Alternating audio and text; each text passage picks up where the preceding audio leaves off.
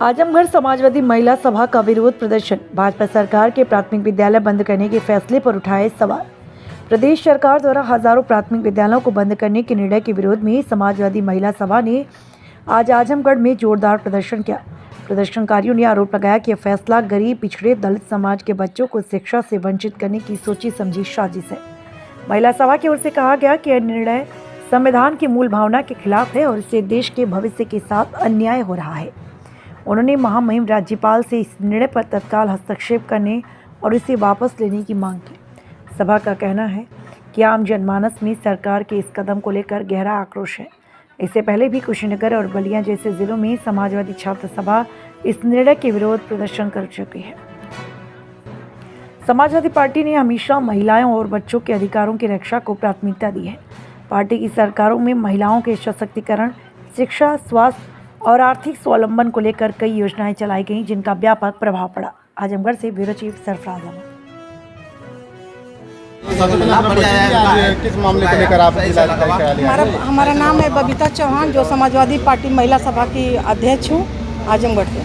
क्या मामला था डीएम साहब के यहाँ हम लोग पूरे उत्तर प्रदेश में आज जो स्कूल 5000 से ऊपर जो बंद करने का जो भाजपा सरकार आदेश दी है, उसके उपलक्ष्य में हम लोग महिला संगठन मिल कर हम लोग डीएम साहब कार्यालय उपस्थित हुए हैं और उनसे मांग किया गया है कि जो स्कूल बंद होने का जो आदेश भाजपा सरकार ने दिया है, उसको पुनः खुलवाने और आदेश खुलवाने का आदेश दें और बच्चे उसमें पढ़ लिख कर अपना भविष्य कायम करें।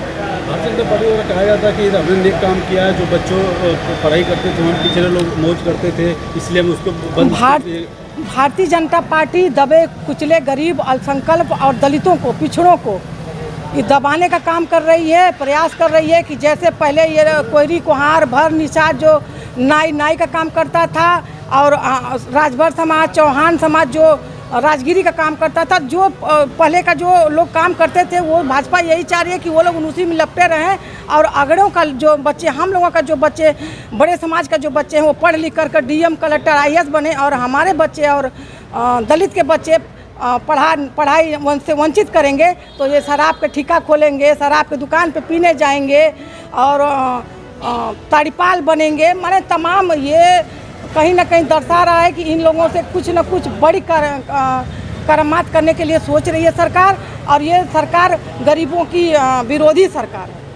एक वीडियो वायरल हो रहा है, छोटे बच्चे तो प्राइमरी स्कूल रो रहे हैं। बच्चे कहाँ जाएंगे? बच्चे गरीब और दलित के ही तो बच्चे प्राइमरी स्कूल में पढ़ते हैं, और बड़े समाज के जो बच्चे हैं वो चिल्ड्रेन हुआ, ग्लोबल हुआ, जैसे बड़े बड़े जो विदेश पढ़ रहे हैं, अमेरिका, लंदन पढ़ रहे हैं, उनके बच्चे पढ़ कर आईएएस, पीसीएस बनेंगे और दलित और पिछड़े के बच्चे न पढ़ कर वंचित होकर अपना कोई राजगिरी का काम करेगा, कोई बाल बनाएगा, कोई दाढ़ी बनाएगा, कोई शराब पिएगा, कोई गांजा पिएगा, कोई हीरोइन पिएगा, कोई चरस पिएगा। इसी में पीछे और दबले कुचे बच्चे, इसी तरह इन सबों का भविष्य खराब होगा। राजेश जी क्यों आए हैं आज यहाँ? आज मजदूर सभा के साथी इसलिए यहाँ पे आए हैं, माननीय राज्यपाल महोदया को ज्ञापन देने के लिए। माननीय डीएम साहब के सौजन्य से दिया जाएगा।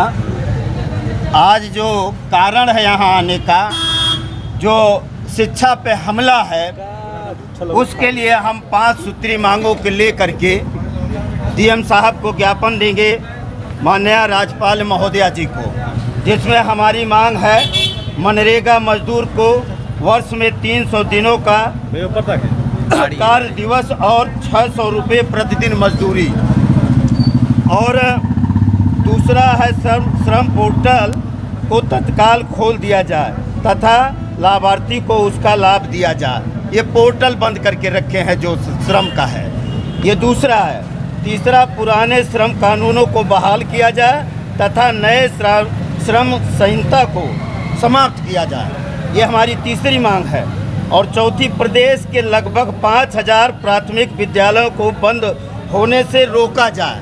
जो हमारे नौनिहाल गरीब मजलूम के बच्चे चाहे वो किसी भी जात के हो, कोयरी, कोहार, मुसहर, भर, पासी, ढूम, धरिकार, नोनिया, नरसमार, ठाकुर, ब्राह्मण, भूमिहार, यादव, मुसलमान, सिख, ईसाई, पासी, बनिया, दुनिया, दर्जी, लोहार, कोहार, सोनार, बढ़ई से लेकर के धोबी से लेकर धरिकार से लेकर के नाई से लेकर के नट से लेकर के सबके गरीबों के बच्चे हमारे प्राथमिक विद्यालय में जो पढ़ते हैं, ये सरकार एक साजिश के तहत शिक्षा से वंचित करना चाहती है गरीबों के बच्चों को।